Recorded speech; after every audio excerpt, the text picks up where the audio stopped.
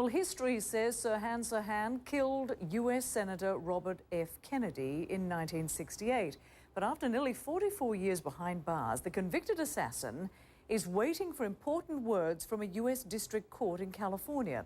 It's about to make a key decision, whether to grant Sirhan a hearing on new evidence that just might show history is wrong. CNN's Thelma Gutierrez reports from Los Angeles. It was Senator Robert F. Kennedy's victory speech following the California primary. And now it's on to Chicago, and let's win there. The speech would be his last. As the senator and his entourage made their exit through the pantry at the Ambassador Hotel, shots rang out.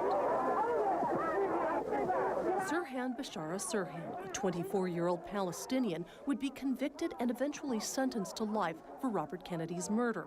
But was Sirhan the lone gunman? He was not a lone gunman. He was not the only shooter in the pantry.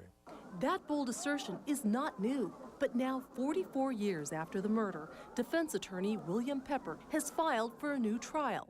He says he has hard evidence that will exonerate his client. There is a tape recording that has been scientifically analyzed, and it indicates that 13 shots were fired.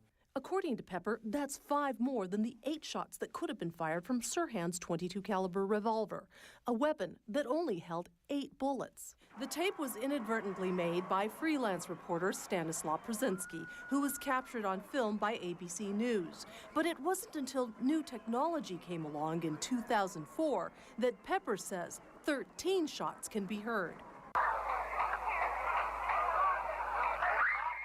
He claims Sirhan was in front of the senator and could not have fired the 3 bullets that hit Kennedy from behind. What do you remember about the shooting? Obviously I was there, but I don't remember the exact moment. I don't remember pulling my gun.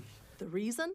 Pepper says Sirhan was programmed through hypnosis by so-called conspirators to fire the gun as a diversion for the real gunman, who is still at large. We have information with respect to who the second shooter was, but it has to be clear he's only a mechanic and he's operating on behalf of larger, more powerful forces who wanted Bob Kennedy killed. Pepper says the gunman's identity could be revealed if Sirhan gets a new day in court. In response to Pepper's claims, the Attorney General of California called the analysis of the audio tape inconclusive, unreliable, and speculative, and disputable by other experts. That the notion that Sirhan could have been, quote, hypnotized into planning and committing murder against his will is a controversial, if not fantastic one. For now, Sirhan, who's 68 years old, sits in prison. He won't come up for parole for another 5 years. Thelma Gutierrez, CNN, Los Angeles.